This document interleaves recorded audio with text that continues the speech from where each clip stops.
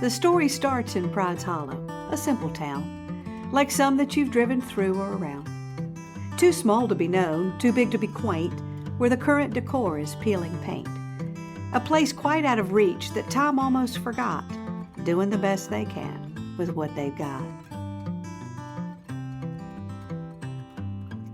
It's quite safe to say that the story began with the death of a despised old man, whose wealth so vast it was only surpassed by the number of people happy to see him pass. So you can imagine their shock when they found he left most of his riches to every person in town. On one condition, it was clearly expressed that each person fulfill his dying request. A strange demand, an awkward test, the words of a man delirious at best. But there it was, as plain as day, the game that he required you to play. The instructions were clear, yet incredibly vague. It simply said, what would you do if you were brave? If you could do that one thing more than you have ever done before, what would you create if the slate were wiped clean and your rules allowed you the right to dream? What would you do? What would it be? This is the chance for you to see. So the town set out to fulfill this awkward request, just to get the money, most would confess. And yet what happened changed them all, one at a time, in ways both big and small. And these are their stories, started by a man from his grave, of what people will do when given the chance to be brave.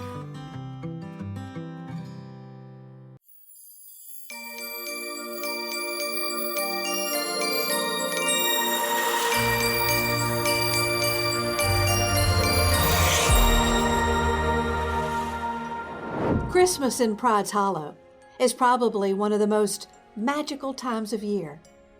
There's an actual melody to the holiday, as unique and recognizable as a favorite concerto.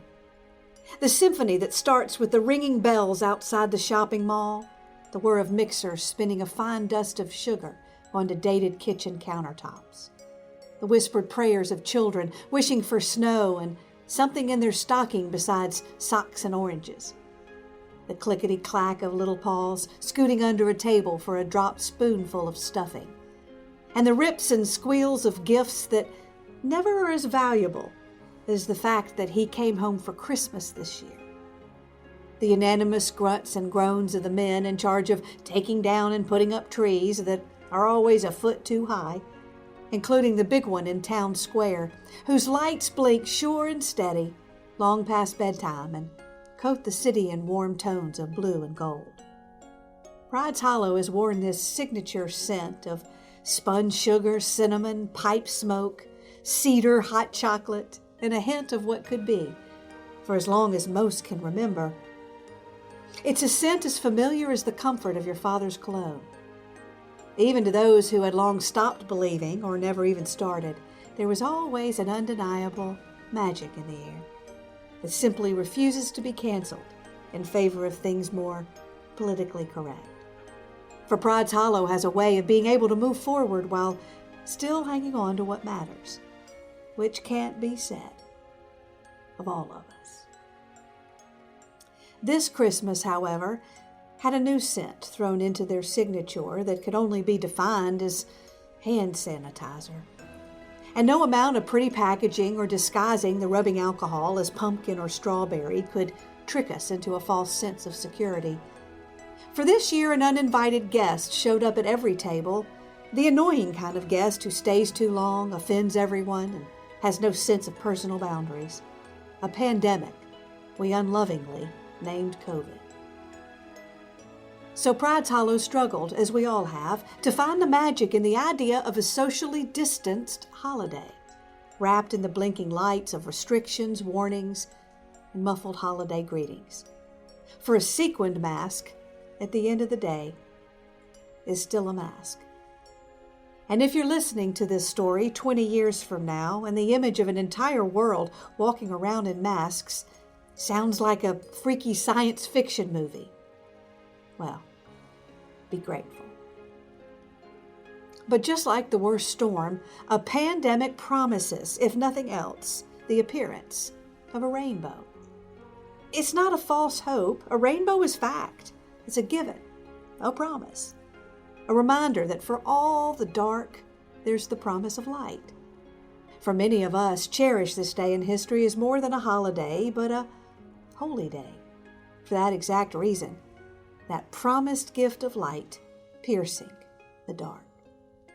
And I'm not talking about Rudolph's nose, though that's quite fun too.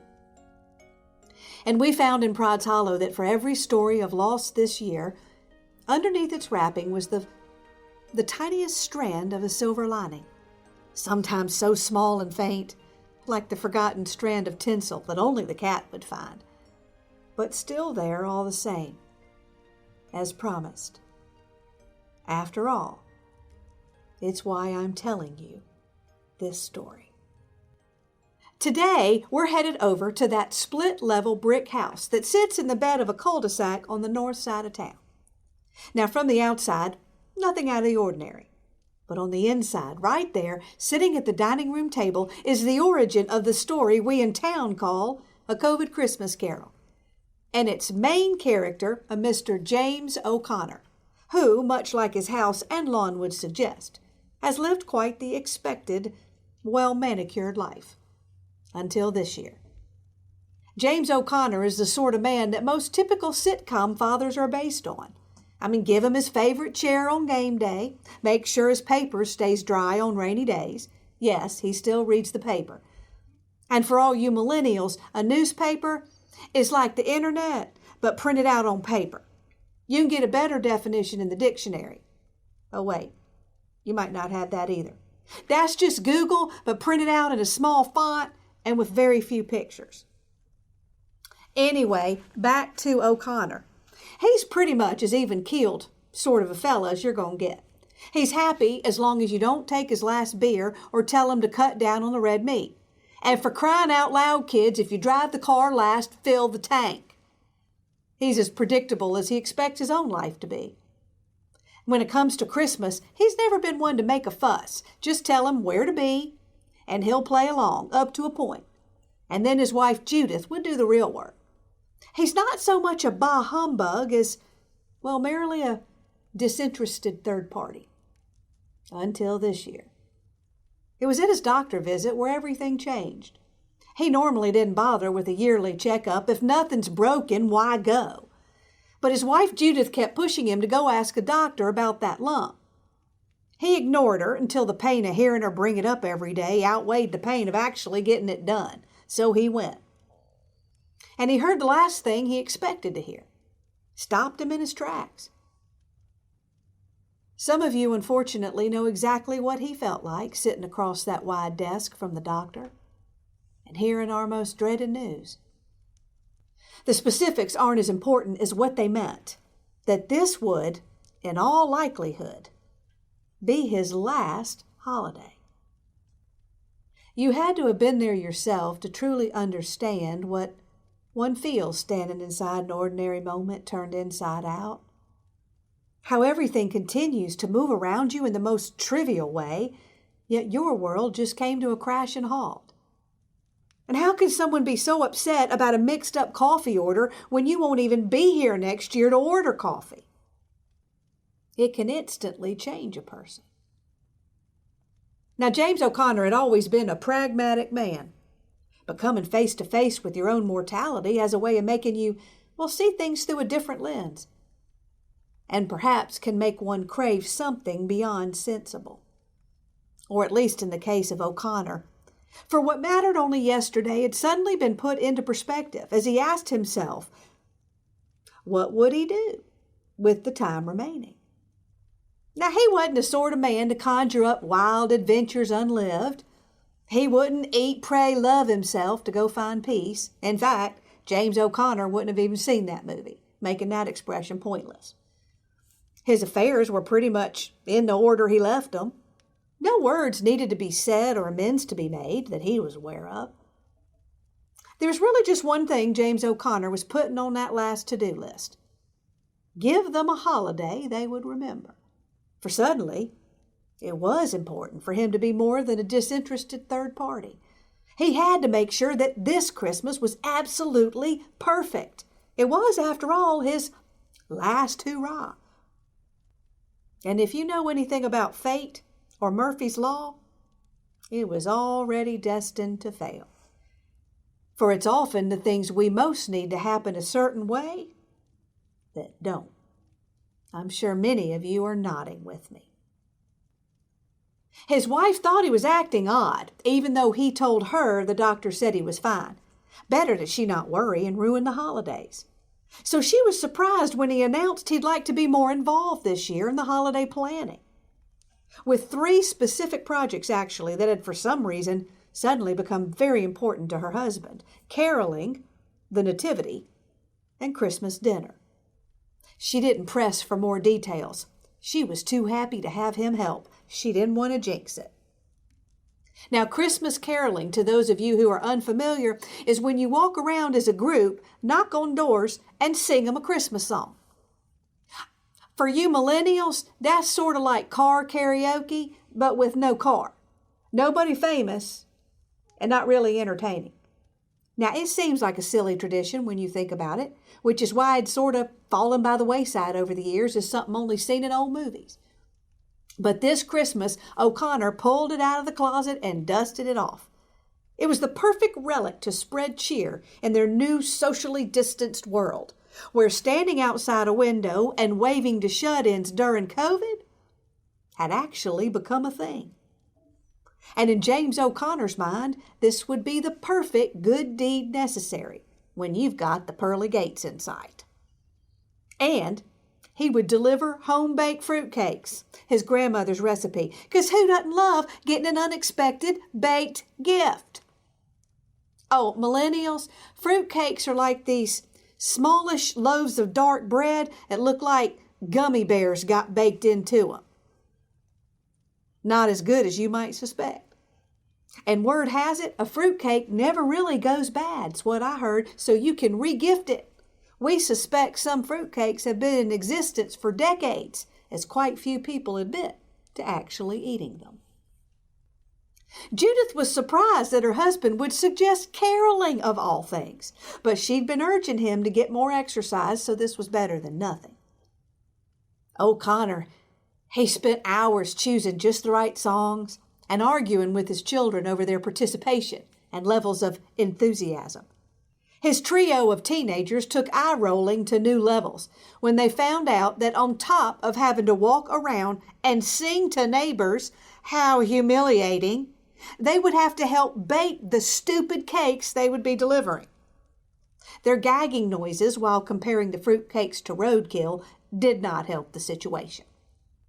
It was only by promising that they could invite friends to come along too and threatening to ban screen time that he finally got them as close to willing participants as he was going to get. Teenagers aren't always the best to ring in your last holiday. He was pretty sure they would have sent him to an early grave if he wasn't headed there already. O'Connor meticulously selected every destination on their route: the nursing home, the hospital, the fire station, and a final stop at the widow's house up the street. And he had chosen his favorite hymns for their sacred singing telegrams. It didn't take but a few stops for O'Connor to regret his decision. You can thank his children for that. From the moment they found out they would all be wearing matching Rudolph scarves, his plan had gone downhill. His ungrateful children held the scarves up like nooses above their heads and stuck out their tongues during every chorus of "We Wish You a Merry Christmas." "That's it," he screamed. "No screen time until New Year's Day." And he rubbed his aching temple while his children choked back real tears and sang Silent Night as if it were a death requiem. His wife's tears were real too, as she envisioned her children all home from school, all day and night, without their devices. For often the removal of screen time is a punishment far worse for the parents. And some of you know all too well exactly what I'm talking about.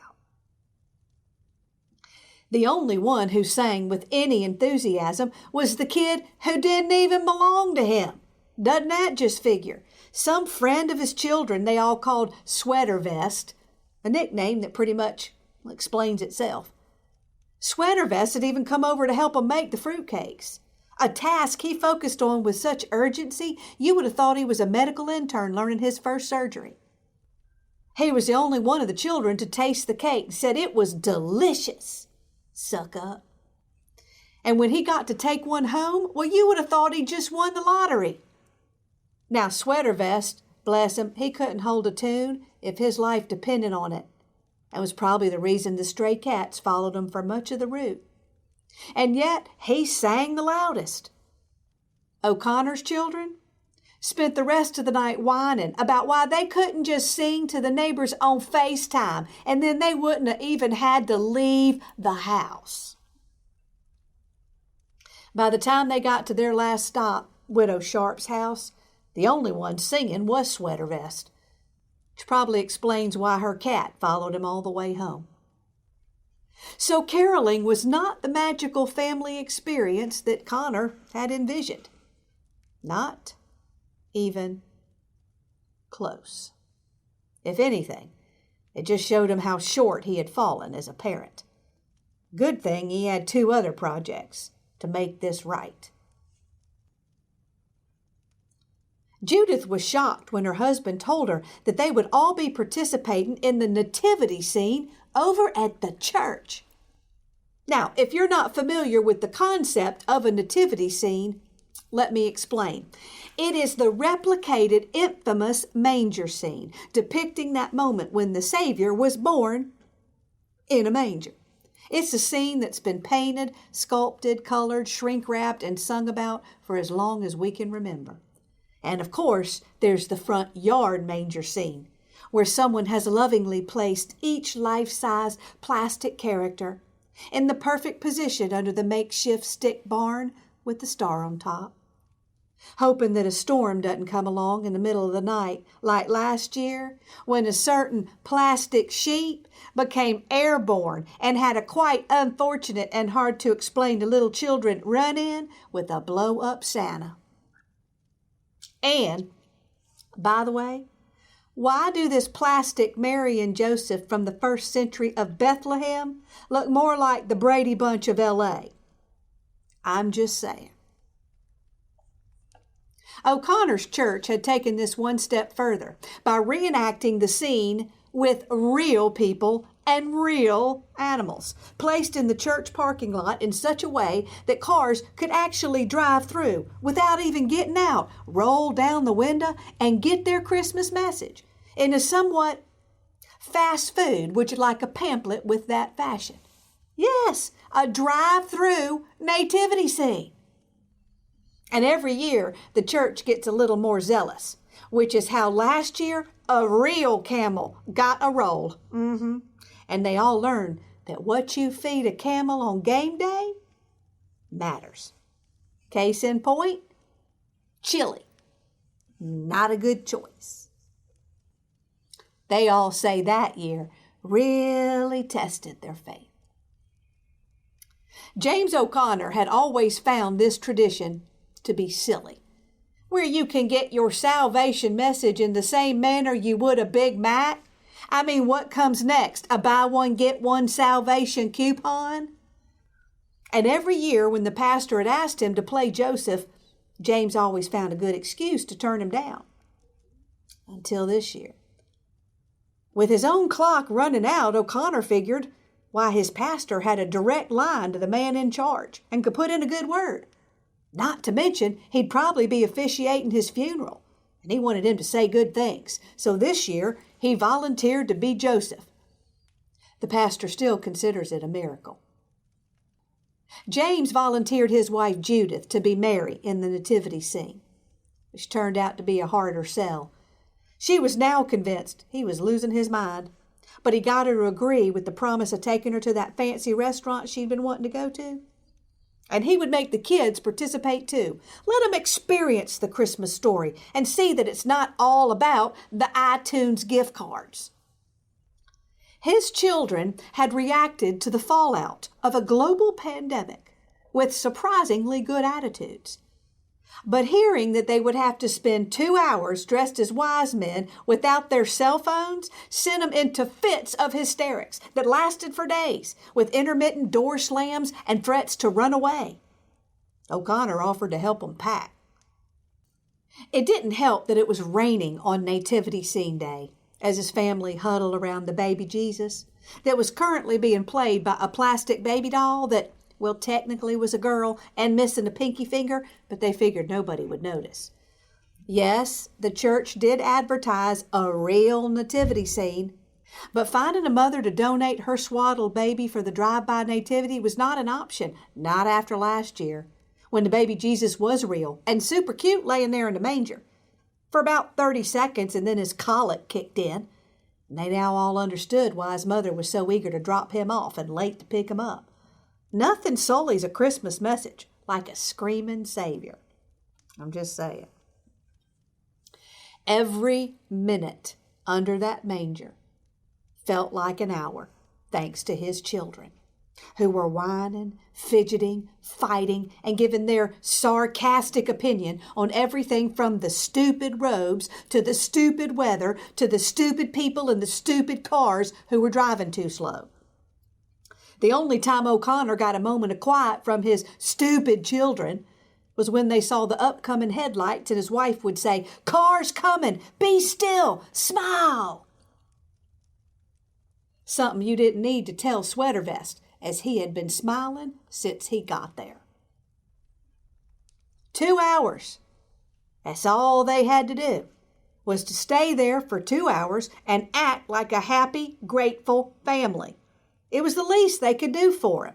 For all the times he gave them money, shampooed their hair for lice, drove them around, and then had to drive all the way back home to get their forgotten sports gear that they swore they remembered. So much for creating a memory. At this point, he wasn't even sure he'd be missed. He had one last chance to get this right, the Christmas dinner. But at this point, he wasn't holding out a whole lot of hope. There is no other meal, well, maybe Thanksgiving, that gets as much pressure as Christmas dinner. I don't know if it's a Southern thing, a woman thing, a big family thing, or just a Pride's Hollow thing. But in our town, there are many categories upon which a holiday dinner gets judged, at least in the eyes of those who prepared it, for often they're the worst critics. And everybody would have been just as happy with takeout barbecue, which I don't recommend you suggest to your mother. Trust me on that one. I recommended last year we use paper plates, and you would have thought I suggested we change the name of Christmas to Candy Cane Day. Now, it starts with the meat you serve. You know, turkey, ham, roast, mini ducks, or a combination of all of them in some sort of, tofurkey ducking type of thing. And how you cook it. Do you bake it, microwave it, convection, air fry, deep fry, grill, or heaven forbid, buy it already cooked? And there are all sorts of opinions and subcategories of each of those categories. Cook uncovered or uncovered, low heat, high heat, quick flash of heat, leave it in a closed oven all night. And unfortunately, thanks to the internet, there are now even more who have added to this discussion. And every family becomes much more spirited when that one relative brings a vegetarian as their plus one. Now we all have to learn what tofu is and how come I can't at least get it deep fried. Then there are the sides that are chosen based on your own family's traditions and recipes passed down from Moses' third cousin. And you'd better make it exactly the same way you have every year. No swapping out real sugar with stevia, or you will hear about it for the rest of your life. And if you leave off any one side, yes, sweet potatoes and mashed potatoes are too necessary. I still have an aunt who won't talk to me because I left the marshmallows off the top of the sweet potatoes. And we all still question the suspicious death of my cousin's ex-girlfriend that occurred soon after she showed up at a family dinner with a box of instant mashed potato flakes. And my mother still won't speak of that dark time in her history when her grandmother served her oyster stuffing and asparagus out of a can. I can feel you nodding. You know you were scarred too by some sort of culinary abuse. And it's not just what you serve, it's what you serve it in. The serving dishes, critical. No disposable aluminum pans you bought at the Dollar Tree. They will be quickly and subtly swapped out when you're not looking. Trust me. And then, of course, there's the dishes you serve the food on. The color scheme, texture, symmetrical choreography. And they'd better match. After all, that was what your wedding registry was for. And some plates I've noticed even have an extra, bigger plate under them. Talk about doubling your margin of error. I once snuck in a Disney Cinderella plate into the holiday spread. It wasn't pretty. Now, if you go to Bitsy's house, she will proudly take you in to see her Elvis holiday plate collection set out on the dining room table that has been set out since Thanksgiving for any guests who want to come do a walkthrough. Then we move to the wine glasses and whether it's okay to also use them as water glasses and how you're one short and now it's a nightmare. And surely you have a crystal water pitcher. I mean, who doesn't have a water pitcher? And the napkins must be cloth rolled up with a silver ring around them. Or get your husband to run out at the last minute and see if they have any with reindeer on them. Wouldn't that be cute? And then there's a centerpiece, which every year gets a little more intense. And you're supposed to cover up every single square inch of that table. It's a rule. And if you can get something to hang from the overhead light, you get extra points. Judith was very proud of herself this year for finding these precious little hanging tea lights that would hang down from the chandelier. She couldn't believe James didn't complain once when it took him all afternoon to hang them and then rehang them when she decided she wanted them just a couple of inches lower. And as if that isn't enough self-induced stress to make one hate the holiday, you then have the timing of it all. There's a reason that math is a required subject in every school, because you're going to need it when it comes to getting everything ready to serve at the same time. Doesn't happen with takeout barbecue. I'm just saying. I've spent most of my life sitting there on a stool in the kitchen, watching a team of relatives gather like mathematicians as they decipher what needs to go in the oven and when and how long and what needs time to cool and what needs to then stay warm, make sure the butter's soft but doesn't melt. It's bad enough as they all talk all over each other and question each other's math. But add to the mix a few who've already had a little too much wine, and their slurry comments just add more confusion. And it never fails that right before you're about to lay out your carefully timed spread that required a PhD to organize, someone decides we should take our family picture. You know, before we get food on our clothes. Are you kidding me? And while just moments before you had everybody crowded into that kitchen underfoot, sneaking pieces of turkey, adding to the noise, asking what that timer was that just went off, now announcing you're going to take a picture, and suddenly they're nowhere to be found. Seriously, they just disappear like a cat when it hears a vacuum. Where do they go? Probably the same place as all the missing socks, I'm thinking. So if you thought it was hard to coordinate the meal, you try coordinate 29 people into a family picture, trying to find the perfect spot where the light is just right, wake up Grandpa who's in such a deep recliner sleep, you have to hold a mirror up to his nose every now and then, just to be sure. Put the dog out so he doesn't eat the turkey like last year. He only nibbled a piece of the leg. Nobody has to know. You got to pry the kids off their devices, which you should be reprimanding them for, but you're just too happy to have them quiet. Even if the older cousins are showing them all the games that blow up stuff, and you're going to pay for that one at bedtime. You have to get every family together, get them to stop wiggling, and for gosh sakes, whose idea was it to put Granny Jean on the back row? She's only 4 feet tall. And for heaven's sakes, Uncle Buford, zip up your fly.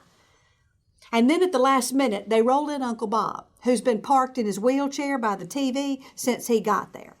Uncle Bob's about 200 years old, and his white-knuckled grip on the wheelchair is the only real indication that he's technically still alive. His granddaughter rolls him in singing, "Here's Uncle Bob," and we all sing back, "Hey, Uncle Bob." And they lock him in place up front and center and stick a Santa hat on him, which should be considered as elder abuse in my book. I'm just saying. And then your uncle sets the camera on automatic and races against the clock to find a spot, which is why the left side of his face is cut out of the picture every year. And so we all stand there frozen, sucking in our stomachs, trying to look like the happy family our Facebook friends want to see. And we wait, and we wait, and we wait. And finally, when it's obvious something's wrong with the camera, as we're all turning to each other with confused faces and quick, subtle scratches to say, "What's up?" Click. Family photo. Nothing close to perfect. Thank God for Photoshop. We still have a chance to be a happy family. But I digress. Back to James O'Connor, where the inside of his house was playing out in different shades of the same scene. Now, James was never a big fan of having so many people descend on his house, and usually he couldn't wait to have the day end.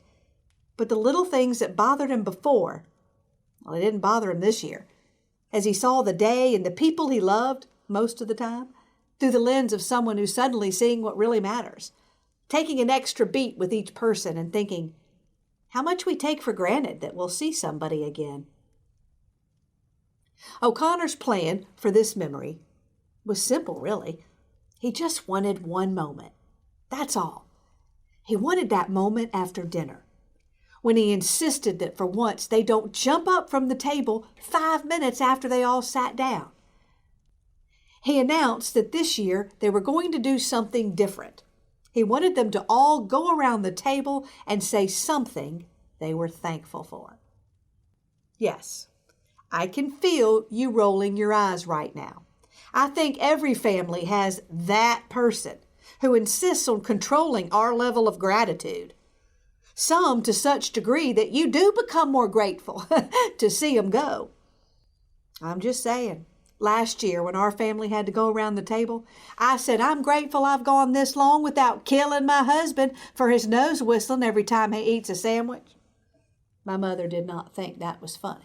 O'Connor's kids, along with the others, groaned in harmony, while his sister-in-law, who's made a full-time job out of posting gratitude memes, squealed and clapped her hands in delight. But people went along, saying pretty much the expected things. I'm thankful for my family. I'm thankful for having such a supportive husband. I'm thankful I'm healthy. Blah, blah, blah. Now the pressure's on to say something like that, when you were really just thankful you didn't drink as much this year as you did last year when you threw up in the backyard. It was coming up on O'Connor's turn, where he was already getting teary-eyed at the thought of dispensing the last pieces of sage advice, so that they would later say, and I'll never forget one of the last things James O'Connor said to us when it happened. What happened? Murphy's flipping law. The harder you hang on to what you want to happen. Blame Cousin Shirley for ruining his last holiday moment, though quite unintentional. She certainly couldn't have expected what would happen when she chose that particular wig to wear to holiday dinner. You know the one. She's worn it before. That grayish silver one looks like a heavily teased construction cone. It's about 2 feet high and took the women of Merlene, Verlene, and Shirlene's House of Beauty 4 hours and twice as many conversations to put together. It even had these tiny little silver Christmas bells sewn into it, which of course was shared 102 times on her Facebook page and was now trending on Pinterest. Hashtag blessed. She had been raking in the fake compliments all day.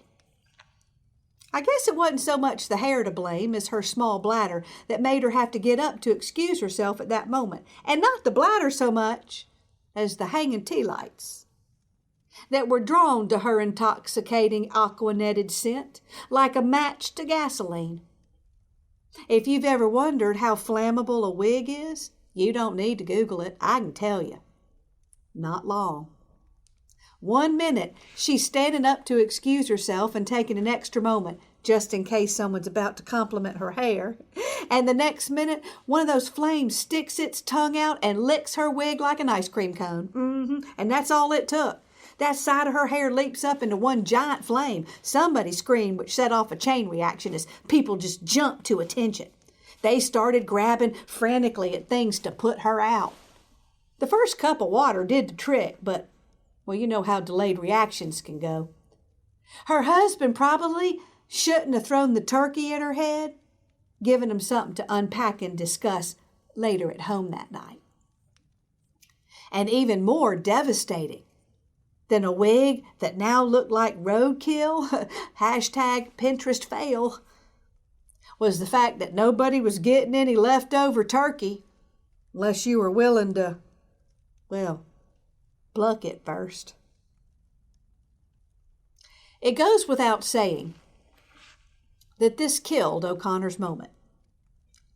What do you say after that?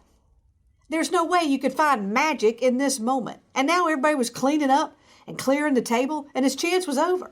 His kids weren't even in the room anymore. He sat there all by himself in that empty dining room. Later, as they were gathered in the kitchen, after all the guests had left but one, and the last dish was being wiped dry, in a quiet moment where the children were actually helping, and there were still a couple of leftover giggles at the whole wig escapade, Sweater Vest stopped wiping down the counters and said, "I'd like to take my turn now." "A turn for what?" said one of the kids. "To say what I'm thankful for," he said. And he had this eager grin while the other kids rolled their eyes behind his back. "I'm thankful," he said, "that you gave me the best Christmas I ever had."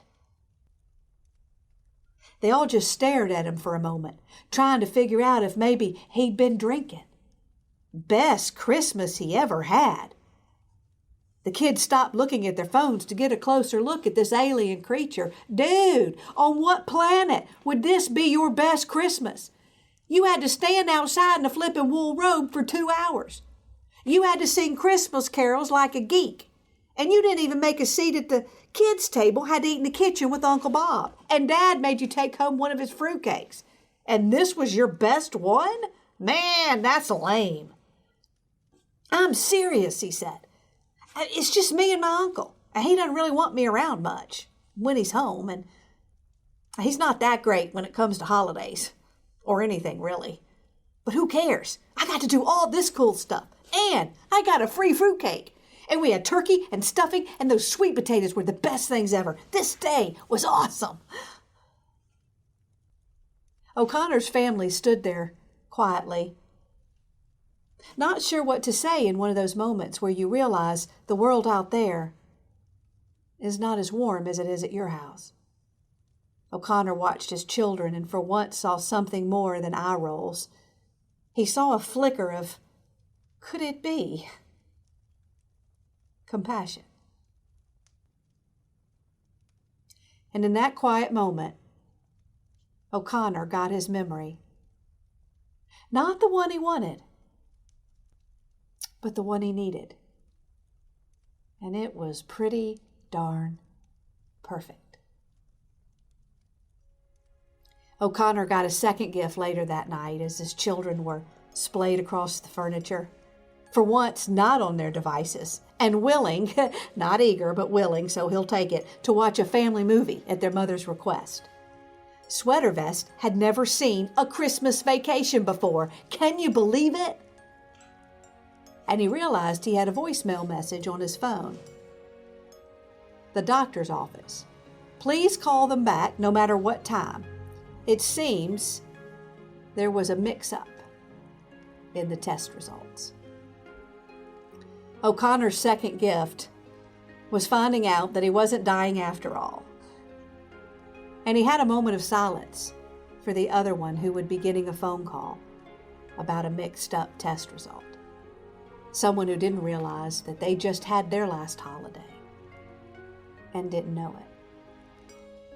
And he made a decision that he would try and treat everyone as if it were his last, no matter how much his children rolled their eyes. This Christmas, O'Connor learned that the more you expect something to go a certain way, the less likely it is to happen. And that's okay.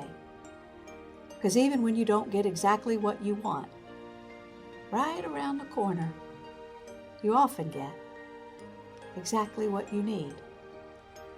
Just ask Widow Sharp, who will forever tell the story of a young man who stole the heart of her cat and her as he stood outside her window and sang Christmas carols on a day when she had pretty much decided to give up.